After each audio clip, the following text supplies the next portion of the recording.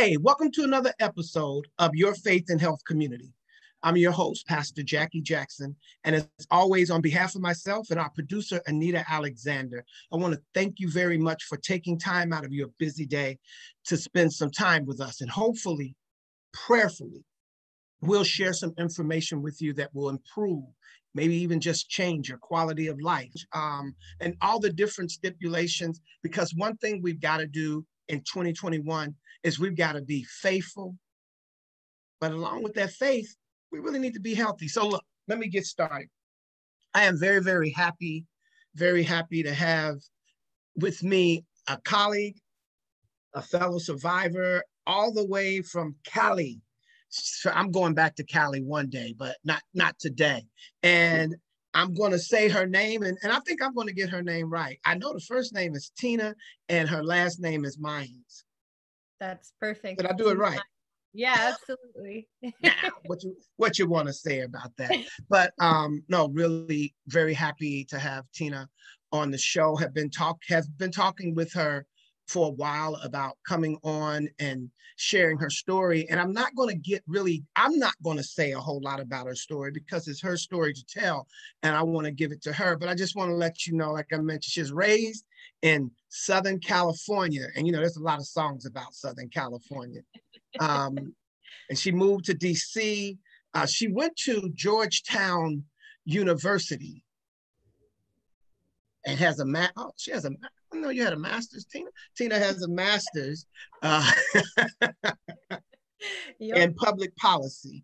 And with Everytown for Gun Safety, she is a program manager. She's a very awesome person. We met in DC with the work that we do around gun violence, and having her on here to tell you the story around her dad. Her dad, Damien, who was killed. You know, sometimes we say people lost their life.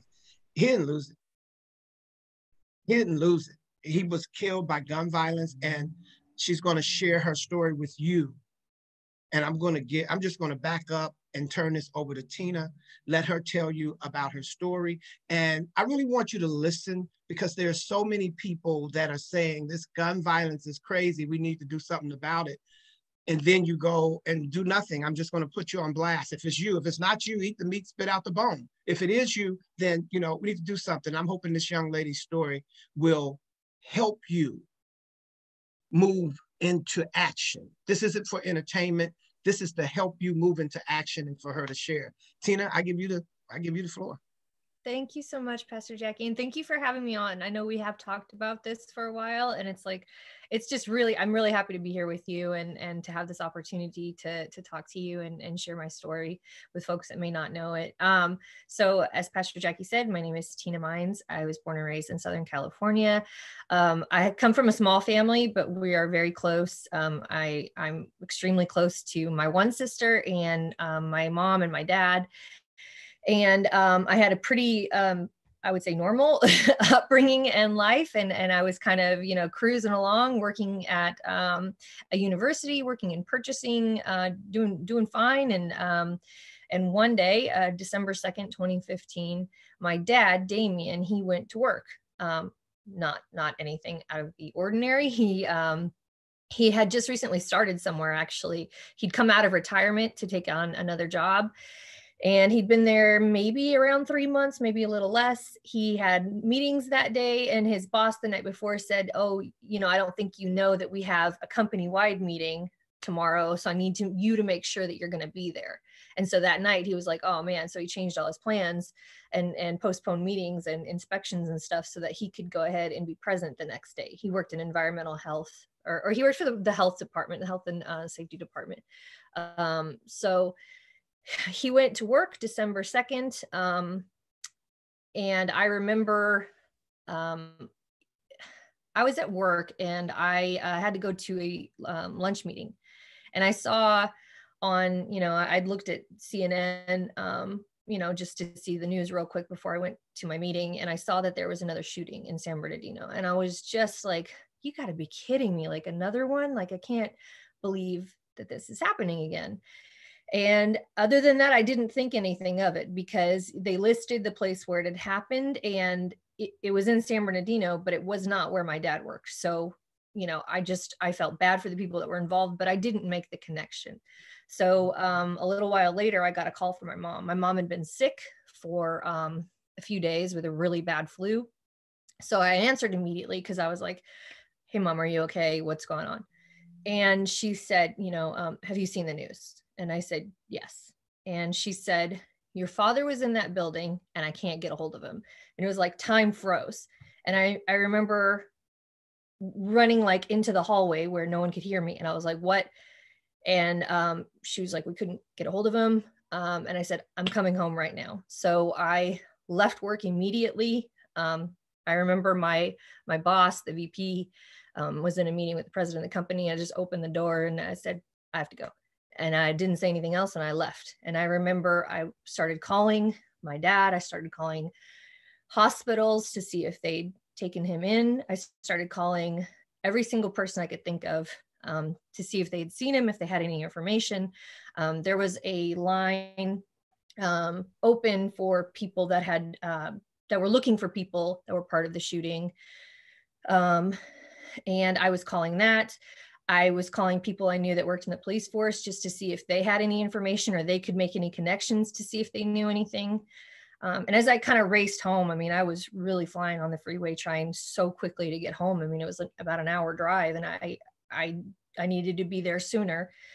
And the events kind of, more detail came into light. And what had happened was they had this big work training meeting, and it was in December. So they were at a facility that was big enough to hold the whole department. And it had Christmas decorations and trees and stuff. And a lot of people call it a holiday party, but it really wasn't. It was just kind of, that was not the focus of this. This was a training meeting where they gave out awards, they gave recommendations, all that. So he'd been at a training meeting and they took a break. He was, people were going to the restroom, people were getting something to snack on before the meeting restarted. And my father had been standing next to a Christmas tree with the other people in his immediate department. And a coworker of his had left the meeting prior to that and gone and picked up his wife. They had publicly declared allegiance to ISIS, the terrorist organization. And they came back with their semi-automatic rifles and they proceeded to shoot everyone in the meeting. They shot and killed 14 people, including my dad. And they, more than half of the people that were in there were also injured in the shooting. They also left explosives because their plan, I think, was to shoot people and then leave and have the bombs that they had made go off while people were responding. Thankfully, that did not happen. Those never exploded. And they ended up having a shootout with police later on. But my dad was one of the people that was killed. He was shot 5 times and he died within a minute. And that changed our entire life. I mean, I know, unfortunately, Pastor Jackie, we've talked about it a lot, but we know a lot of people in this line of work that have been affected by gun violence, and all of them will understand what I mean when it says it changes your entire life. But that was pivotal. My dad and I were very close. As I said, my family is small. We are very, very close. We were travel buddies. He was kind of, our personalities were a lot alike, and we found a lot of the same things interesting. So, it's really, really been hard not having someone around like that. But he was kind, he was intelligent, he was extremely intelligent. He was, funny. He had a real silly side as well. He could be very serious, but he was very silly, and he loved just trying new things and going new places. And, Pastor Jackie, I think I made you try Cuban food with me, but that was something my dad and I would do. It was like, all right, what are we going to try? We haven't had Ethiopian food. Let's try that. Let's go here. So he was always like open and wanting to learn about people and places and religions and things. And it was so, so hard because the only things my dad had really talked about with his new job, because I would talk to him and say, how's it going? How do you like it? And he would talk about how excited he was because his the people on his team were so diverse. And so he was really excited because he got to talk to people about like, oh, what country are you from? Oh, we were here at this point. What, and he would talk to him about that, or he'd be like, oh, you're, this is your religion. Like, tell me about that. So it was so hard to have someone that was so open and so excited and so embracing and kind be taken, be stolen really by something so hateful. For no reason. He wasn't targeted specifically. He just happened to be there. And for whatever reason at that moment, he wasn't someone that went to the bathroom at that exact moment and was able to, avoid that by doing that. So after the shooting, my, a lot of interesting things happen when it's an event like that. We actually did meet with President Obama and First Lady Michelle Obama when that happened, and we talked to people in Congress. So we flew out to DC in January. So this happened December 2nd, 2015. In January, we flew out to DC. And my mother, we had met with our congressman, and he asked my mom to be his guest at the State of the Union. So we flew out. She was his guest, so she got to go to that. My sister and I actually, we were extraordinarily fortunate, and we were able to go to the White House that night and watch it from there, and got to say hello to First Lady Michelle Obama again at that time. And we watched that. And during that week, we actually went to, we didn't really have appointments. We had an appointment with our congressman, but we just went, and while we were in the building, we would walk up and down the halls, and we would stop to talk to whatever congressperson would talk to us. We would go in there and we'd say like, this is us, this is our story, this is what just happened. We want you to see the faces of people that are affected by events like these. We want you to see that we're not hysterical, we're not screaming at you. We're here to have a rational conversation. We're here to ask you why this happens. And a part like I neglected to mention is that this happened on a Wednesday, and it was right after Thanksgiving. So Thanksgiving was the week before. So I had spent from the previous Wednesday through Monday morning with my family, which was amazing because we got to spend way more time than usual together because I was staying with them at that time. But that weekend, we got to talking about terrorism, about guns and all this stuff. And we'd already had conversations about how we kind of thought a lot of this stuff was unreasonable. And, my mom had been scared of the possibility of a terrorist attack. And I was like, there'd be no need for that. Like it wouldn't make sense for it to happen around here. There's no, like, what would they gain? Like, and so I was saying, if you're going to be worried about something, statistically speaking, incidents of workplace violence or, these kinds of things are far more likely.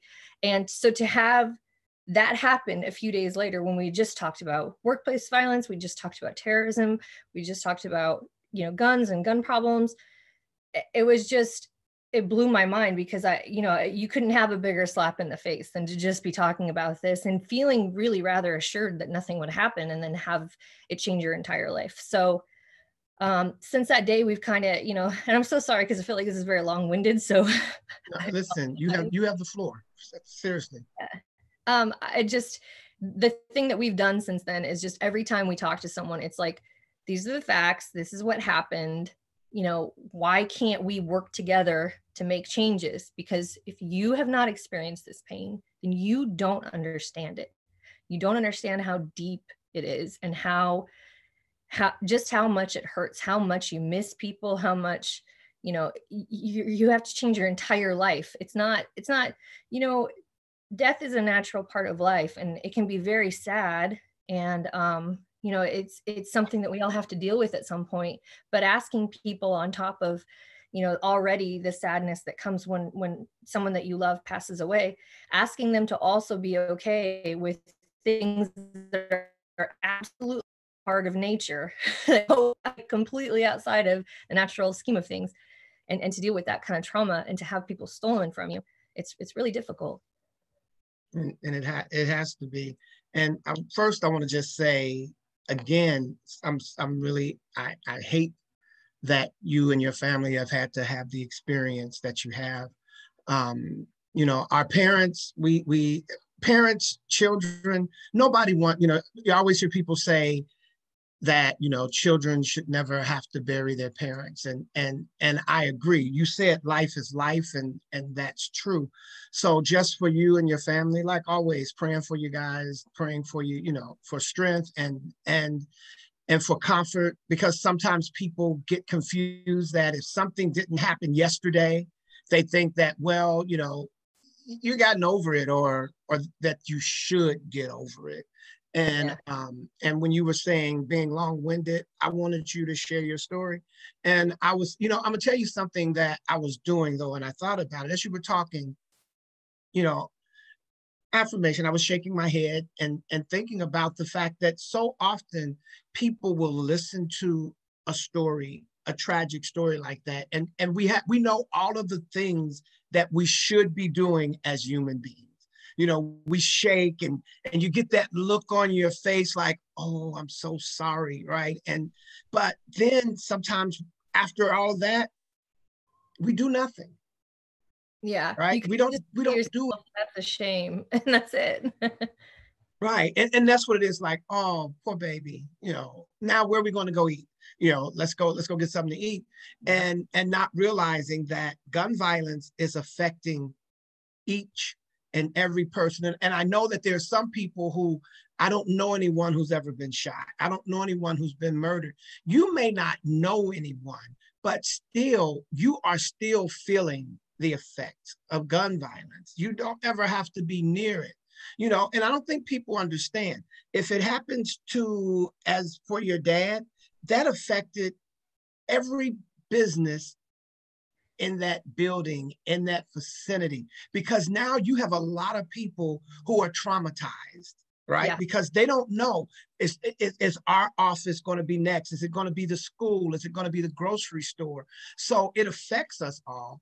I think that sometimes, because not everyone knows, and I'm not saying it's bad if you don't know anyone who has lost their life, or who was murdered, or even with domestic violence or suicide. All of these things you may not know, but it's still affecting you.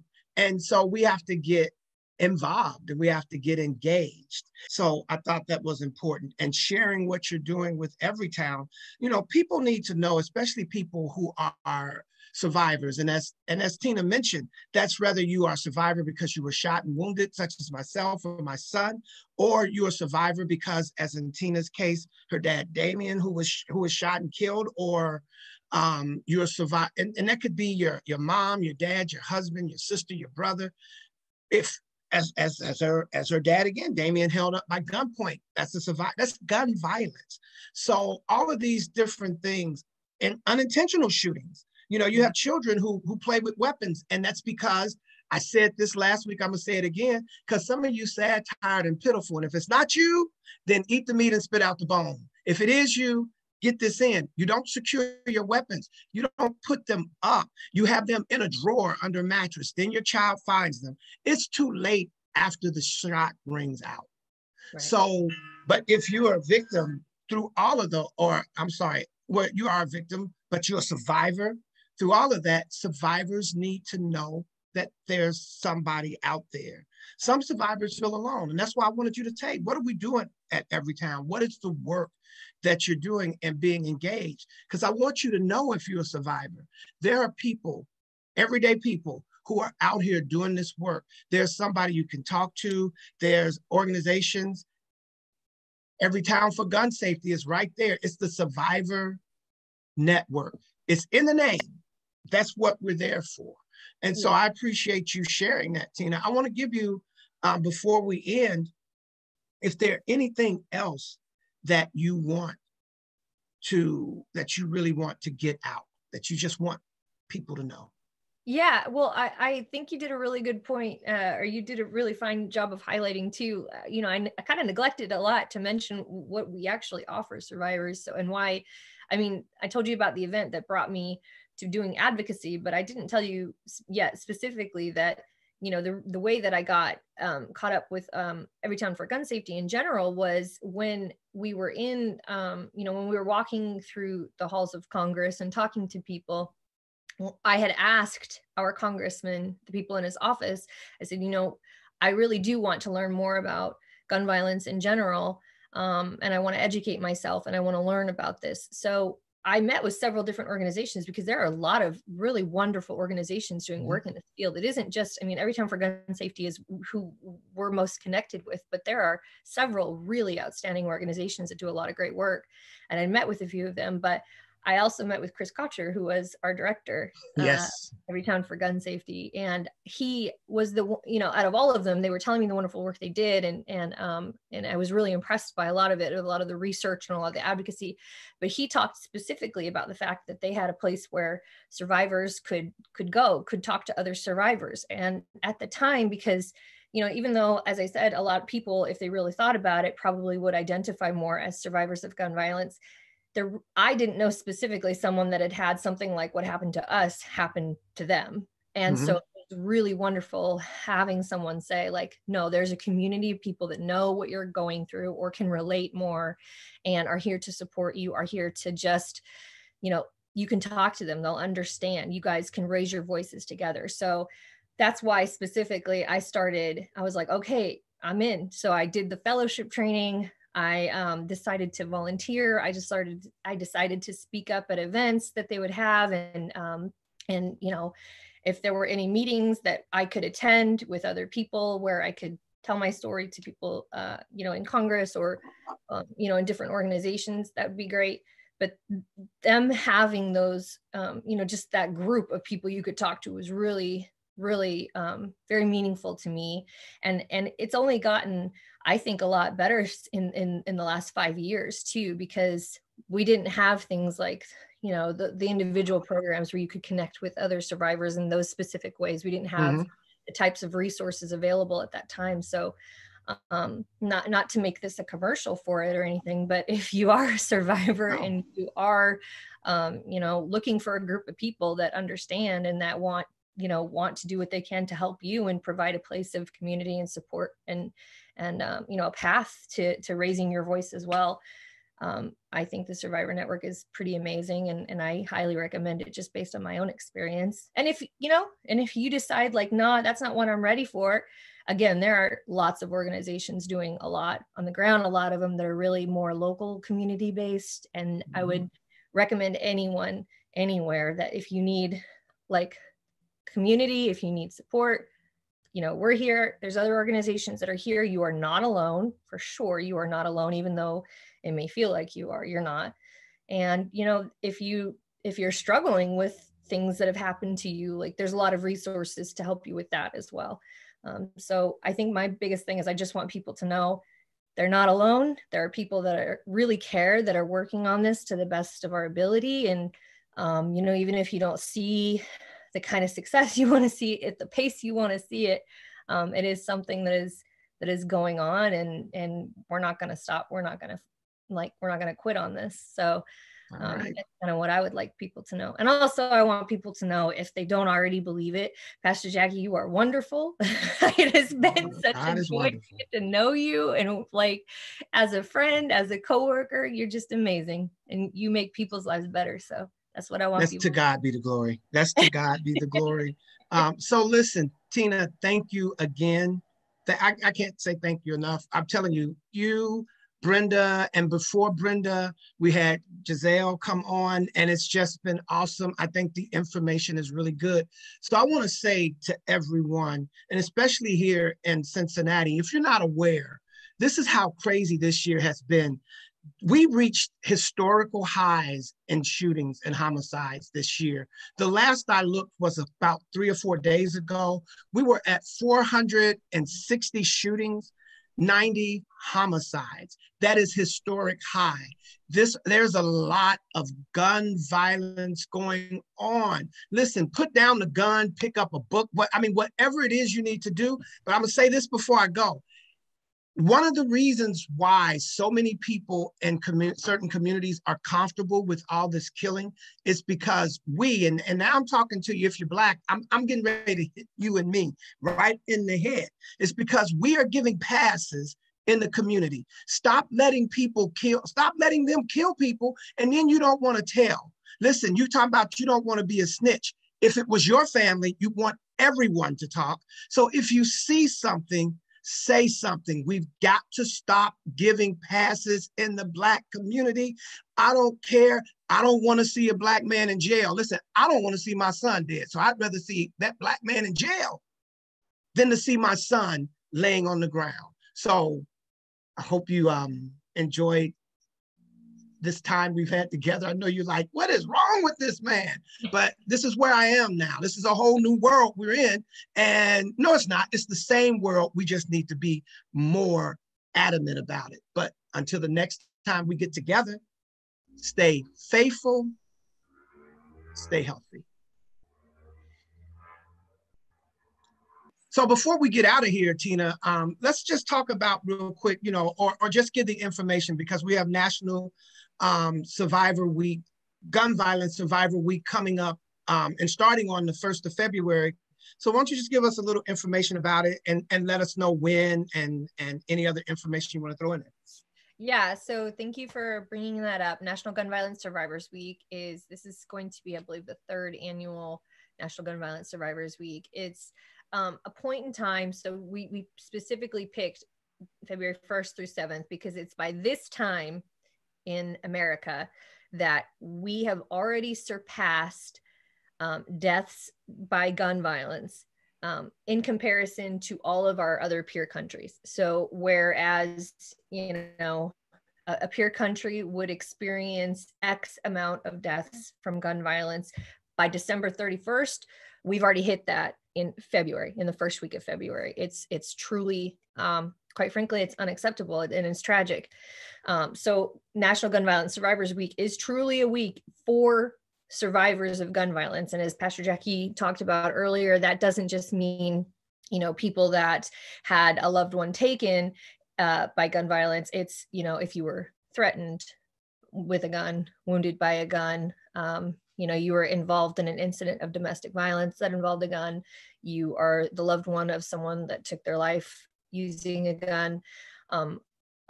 Every definition of survivor is encompassed in this, but it is a week for survivors where we call attention to the fact that we have already achieved this number of deaths, which is unacceptable, and where we call attention to it, and we tell, we have survivors tell their stories, lift up other survivor voices, and really we rally around each other, and we call on people in all positions of power, and we say, like, this is unacceptable. This is something that needs to be dealt with and something that needs to be improved. And it's truly just about survivors. So we'll have events throughout the week, virtual events, because we're all trying to be safe because of coronavirus still. So we'll have virtual events. We will have panel discussions. We will have other things coming, probably something different every single day of the week, but it's survivor focused. And it's just something that if you want to participate, we definitely encourage you. If you're not ready to jump in and fully participate in various ways, and you just feel emboldened or encouraged to tell your story, take the time and go on Twitter, go on social media, go on something and say, like, I am a gun violence survivor. And tell whatever part of your story you're comfortable telling. But that's really what that week is for. Yeah. Facebook, Instagram, Twitter. We know that Twitter has the widest reach and the widest audience. So whatever you're comfortable using, whatever information you're comfortable sharing, please participate. This is a week that is about you. So participate to the extent you're comfortable, to the extent you want. And if you have questions about it, let one of us know, and we'd be happy to give you more information. And tell them the dates again that it starts. It's 2021, this year, February 1st through February 7th, National Gun Violence Survivors Week. All right. Well, thank you again, Tina.